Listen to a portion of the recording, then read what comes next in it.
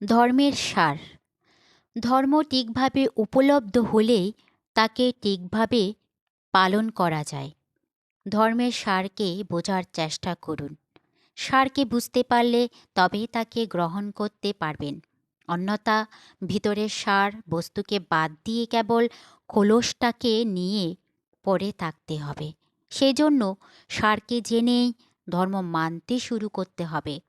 সার বস্তুতে সর্বদা সমানত্ব থাকে, ভিন্ন ভিন্ন কলসে বিভিন্নতার কারণ, এবং যেখানে এই কলসগুলোকে ধর্ম বলে মনে করা হয় সেখানেই ভিন্ন ভিন্ন হয়ে যায়। এটা হিন্দুদের ধর্ম, হিন্দুদের মধ্যেই আবার সনাতনী আছে, আর্য সমাজে আছে।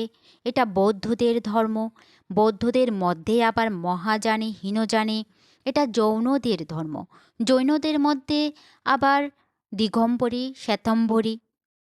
এটা খ্রিস্টানদের ধর্ম, খ্রিস্টানদের মধ্যে আবার ক্যাথলিক এবং প্রোটেস্ট্যান্ট। এটা মুসলমানদের ধর্ম, মুসলমানদের মধ্যে আবার শিয়া সুন্নি প্রভৃতি।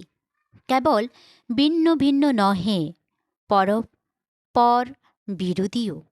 নিঃসার কলসগুলোকে গুরুত্ব দেবার কারণে এইসব বিভিন্নতা এবং এদের নিয়েই পারস্পরিক বিরোধ উৎপন্ন হয়।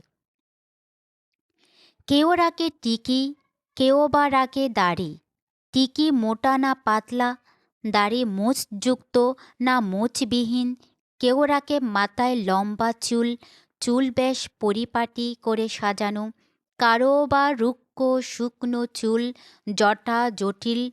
কেউ মাথা ন্যাড়া করে, কেউ বা খুর দিয়ে, কেউ বা চিমটি দিয়ে, কেউ বা কান ছেদা করে তাতে পরে কুণ্ডল বা মুদ্রা।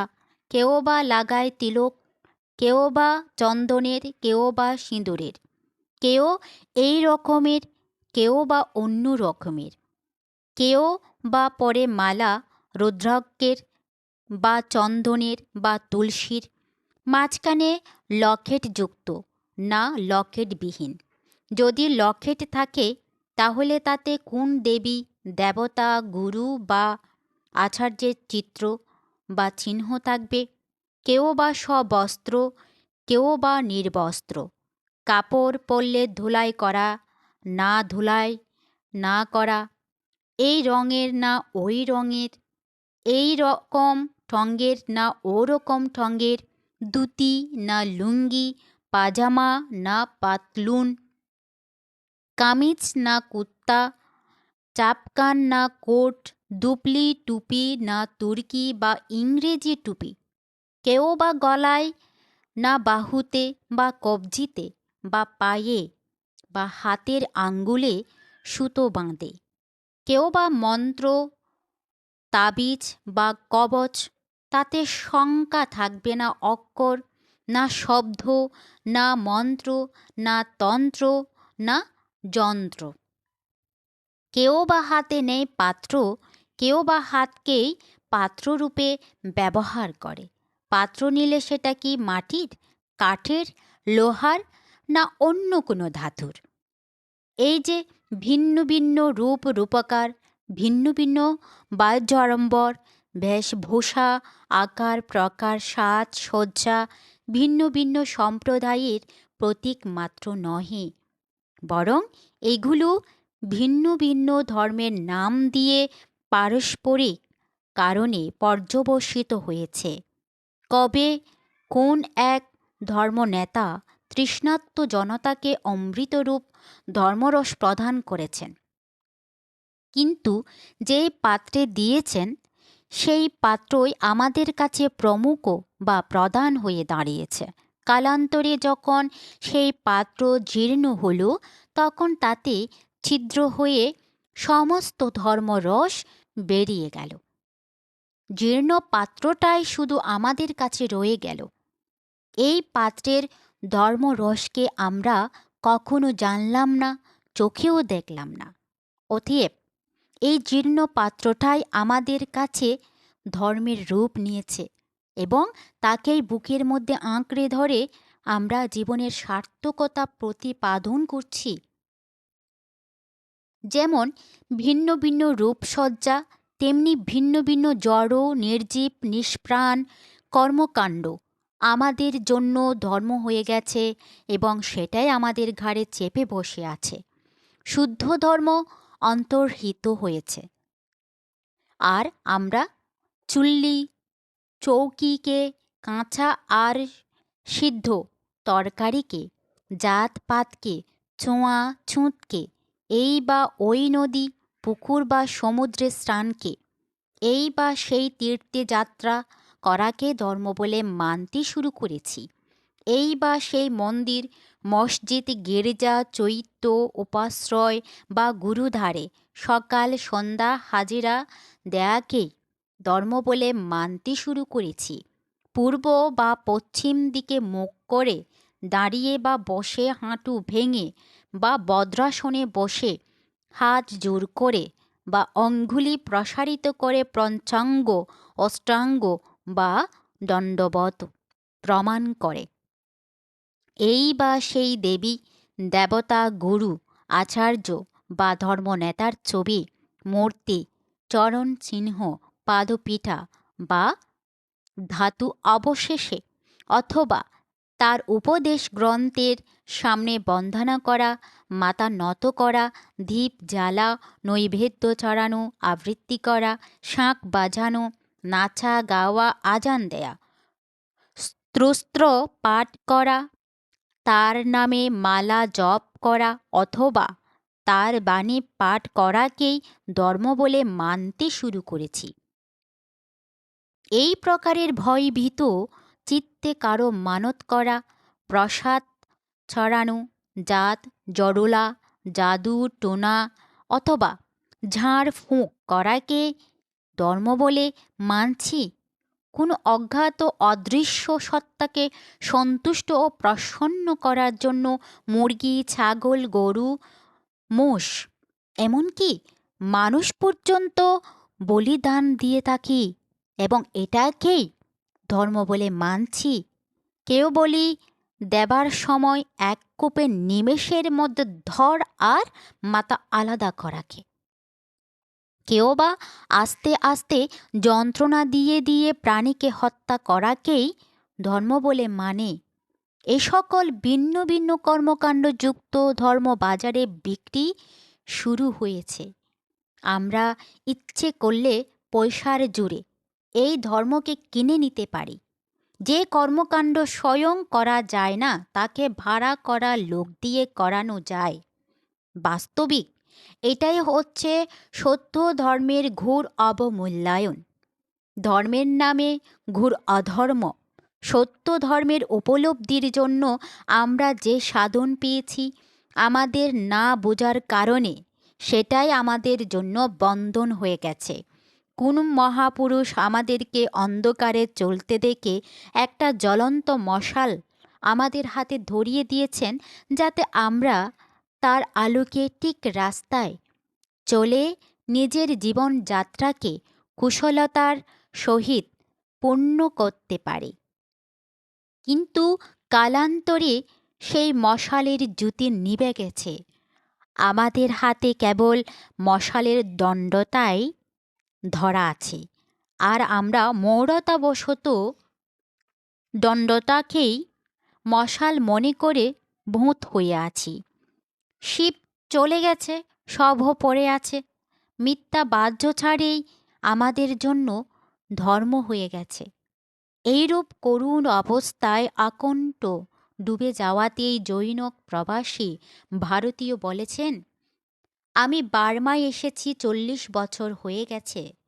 এখানে এসে আমি কত চুরি করেছি, ছল কপটতা করেছি, বেবিচার করেছি, নেশা পান করেছি, কিন্তু নিজের ধর্মকে ছাড়িনি। সেটা কীরকম ব্যাপার? জিজ্ঞেস করতে অতি সহজভাবে তিনি বললেন, এই 40 বছর ধরে আমি কখনো কারো হাতে ছোঁয়া জল পান করিনি। হায়, আমরা বেচারি ধর্মকে কি করুণ অবস্থায় এনে ফেলেছি। কখনো কখনো এইরূপ হয় যে এই বার্যাচার এবং বাহ্য আড়ম্বর রূপী স্থূল কলসগুলোকে তো আমরা ধর্ম বলে মানছি না, বরং এইগুলোর জায়গায় এমন সূক্ষ্ম সূক্ষ্ম কলসগুলোকে ধর্ম বলে মানতে শুরু করেছি যে সেগুলো ভ্রান্তিকর এবং বেশি কঠিন বন্ধনযুক্ত হয়ে পড়েছে। যখন আমরা কোনো অন্ধ সংস্কার, অন্ধ ভাবাবেশ অথবা বৌদ্ধিক তর্কজালকে ধর্ম বলে মানতে শুরু করি, তখন তাতে অধিকতরভাবে আবিষ্ট হয়ে পড়ি।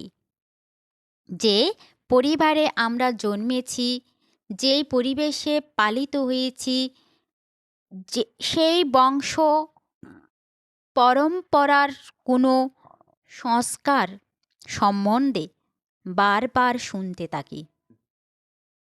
অতএব সেই সংস্কারের চাপ বারবার মনে পড়তে পড়তে এমন গভীর হয়ে যায় যে তাকে ছেড়ে অন্য কোনো সংস্কার যতই খাঁটি হোক না কেন, তাকে স্বীকার করে নেয়ার মতো মনে জোর আমাদের থাকে না।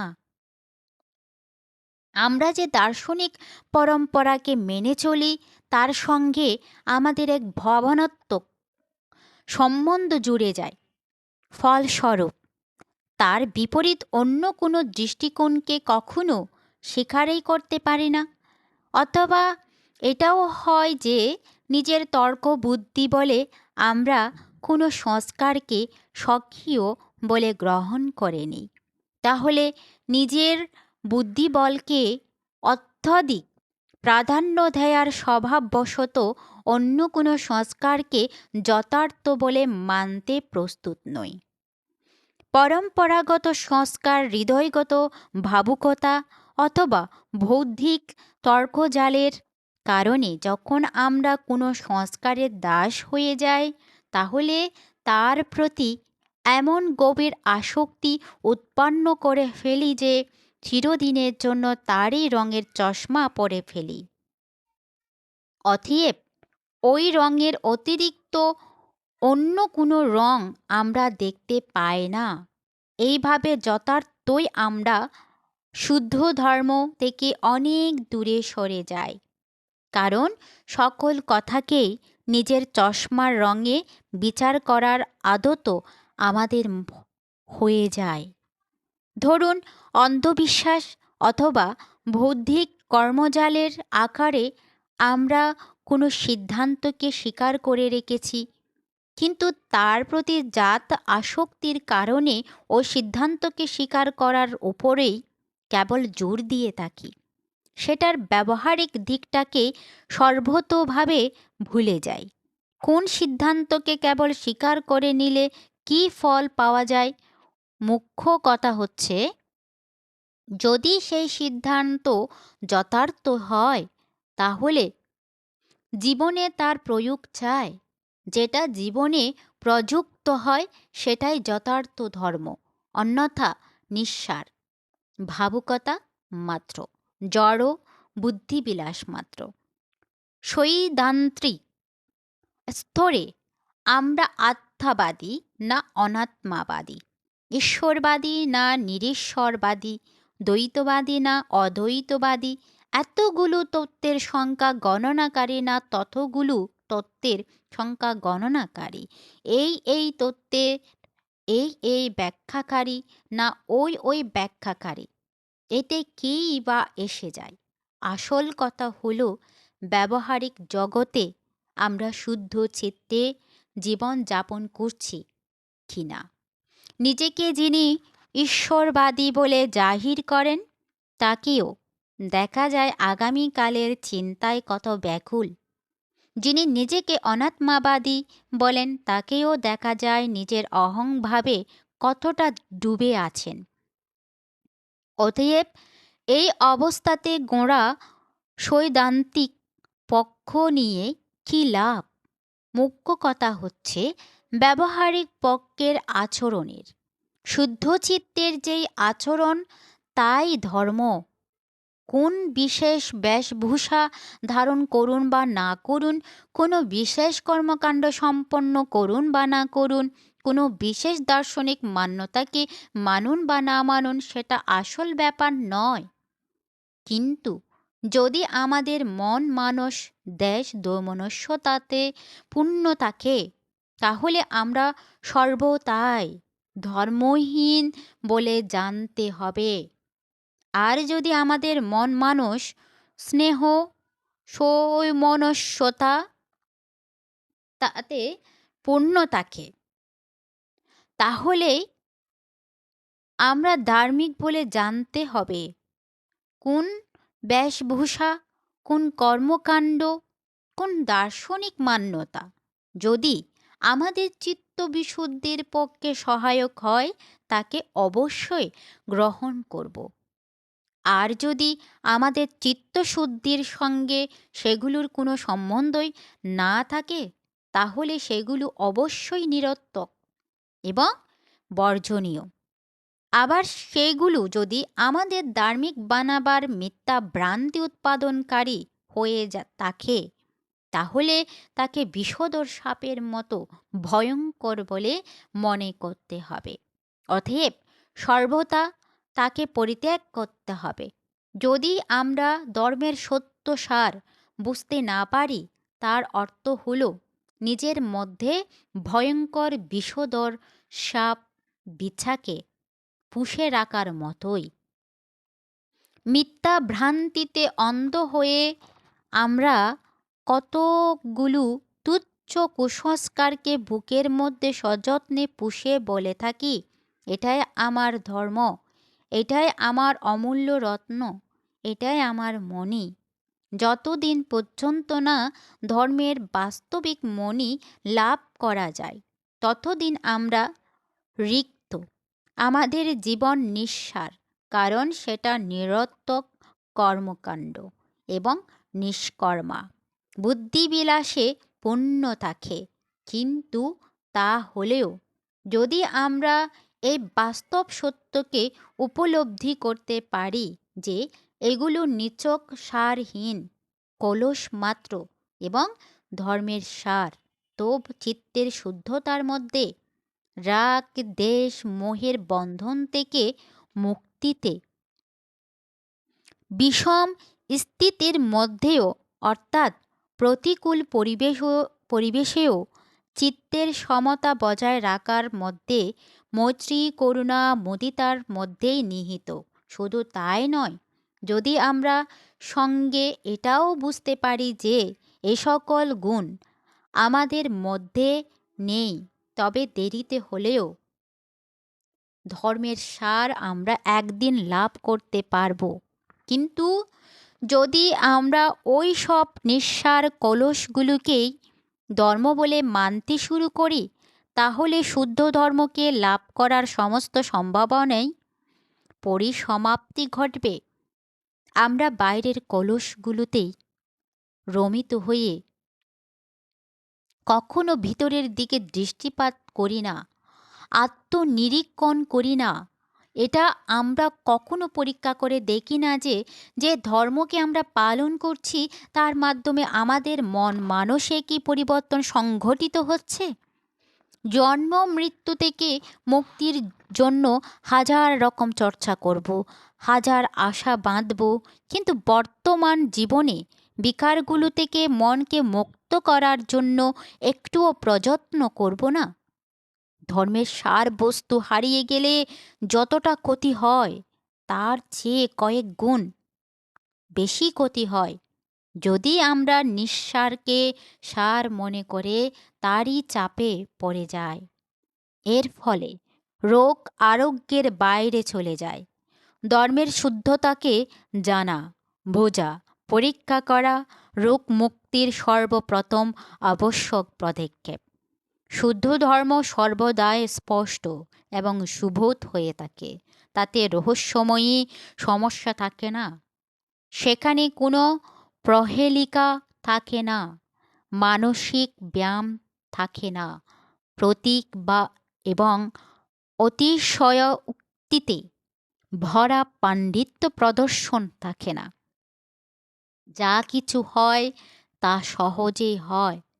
ধর্মের শুদ্ধতা এতে আছে যে তাতে অনুমানের অবকাশ এবং কল্পনা থাকে না। যা কিছু হয় তা যথার্থই হয়। সিদ্ধান্ত নিরূপণ ধর্ম নয়, স্বয়ং সাক্ষাৎকার, স্বয়ং অনুভব করার জন্যই ধর্ম। ধর্ম রাজপথের ন্যায় ঋজু, তাতে অন্দগলি থাকে না, সেগুলো মানুষকে বিভ্রান্ত করে। ধর্ম আদি মধ্য অন্ত সকল অবস্থাতেই কল্যাণকারী হয়। ধর্ম সর্বসাধারণের জন্য সমানভাবে গ্রহণযোগ্য হয়। এইরূপ হলেই ধর্ম যথার্থ, শ্লোক এবং শুদ্ধ। অন্যথা ধর্মের সার কোন? ধর্মের নামে কোন ধোঁকায় হতে পারে? শুদ্ধ ধর্ম কি? বাককর্ম, কায়কর্ম, জীবিকা, মানসিক সুস্থতার অভ্যাস, স্মৃতিমান থাকায় অভ্যাস, একাগ্রতার অভ্যাস যদি শুদ্ধ হয়, মানসিক চিন্তন এবং জীবন জগতের প্রতি দৃষ্টিকোণ যদি শুদ্ধ হয়, তাই শুদ্ধ ধর্ম। মোটামুটিভাবে বলতে গেলে দান অহংকারবিহীন, নিঃস্বার্থভাবে প্রদত্ত দান শুদ্ধ ধর্ম। শীল সদাচার পালন করা, হিংসা, চুরি, ব্যভিচার, মিথ্যা ভাষণ এবং নেশা সেবন থেকে বিরতি শুদ্ধ ধর্ম। সমাধি মনকে বশীভূত করা, তাকে একাগ্র করে বর্তমানের প্রতি সজাগ থাকার অভ্যাস শুদ্ধ ধর্ম। প্রজ্ঞা আমি আমার অথবা প্রিয় অপ্রিয়মূলক রাগ দেশ থেকে বিরত থেকে প্রত্যেক ব্যক্তি, বস্তু এবং স্থিতিকে যথাভূত প্রজ্ঞাপূর্বক দেখার অভ্যাস, চিত্তের সমতার অভ্যাস শুদ্ধ ধর্ম। দান, শীল, সমাধি এবং প্রজ্ঞার অভ্যাস সার্বজনীন, সাম্প্রদায়িকতা বিহীন, সর্বজনহিতকারী এবং সর্বজনগ্রাহ্য। এতেই নিহিত আছে শুদ্ধ ধর্মের বীজ। কিন্তু এই শুদ্ধ ধর্মের অভ্যাস না করে যদি বলতে চাই যে আমি ধার্মিক, এর চেয়েও বেশি যদি চাই যে লোকে আমাকে ধার্মিক বলে মানুক, তাহলে ধর্মের নামে বিজ্ঞাপনবাজি করা হয় না কি? আমরা নানা প্রকার বাহ্যচার করি, নানা প্রকার দার্শনিক বাদবিবাদ করি, বাকবিলাস আর বুদ্ধিবিলাস করি, আর এইভাবে আত্মপ্রবঞ্চনার জঞ্জালে পরে আমরা হাবুডুবু খাই। এতে না আত্মহিত সাধিত হয়, না পরহিত। আত্মহিত এবং পরহিতের জন্য শুদ্ধ ধর্মের জীবন যাপন অনিবার্য। শুদ্ধ ধর্মের জীবন যাপনের জন্য ধর্মের শুদ্ধতাকে জানা অনিবার্য। ভুসি থেকে ধানকে, খোলস থেকে সারকে আলাদা করা অনিবার্য। সারকে গুরুত্ব দিতে শিখলেই সার গ্রহণ করা সম্ভব হবে। শুদ্ধ ধর্মের সার গ্রহণ করলে ধ্যাস, মোহ, দমনস্য, দুরাগ্রহ, অভিনিবেশ, হঠকারিতা, পক্ষপাত, সংকীর্ণতা, ঘোরামি, ভয়, আশঙ্কা, অবিশ্বাস, আলস্য, প্রমাদ ইত্যাদিতে পরিপূর্ণ জীবন নিস্তেজ, নিষ্প্রাণ, নিরুৎসাহী হবে। কুৎসিত, কলুষিত, কুটিলেই হবে বেকুল, ব্যতীত, ব্যগ্রই হবে। শুদ্ধ ধর্মের সার গ্রহণ করতে পারলে ভালোবাসা এবং করুণা, স্নেহ এবং সদ্ভাব, ত্যাগ এবং বলিদান, সহযোগ এবং সহকার, শ্রদ্ধা এবং বিশ্বাস, অভ্যুদয় এবং বিকাশে পরিপূর্ণ জীবন ওজস্বী, তেজস্বী, বলিষ্ঠ হবে। উদাত্ত, অভয়, নিশ্চিন্ত হবে। সহজ, সরল, স্বচ্ছ হবে। মঙ্গল, কল্যাণ, স্বস্তিতে ভরপুর হবে। শুদ্ধ ধর্মের এটাই প্রত্যক্ষ লাভ। প্রত্যক্ষ লাভেই শুদ্ধ ধর্মকে যাচাই করার যথার্থ কষ্টি পাথর। সকল প্রাণী সুখী হোক, সকল প্রাণী নিরাপদ আশ্রয় হোক, সকলের জীবন সুন্দর হোক।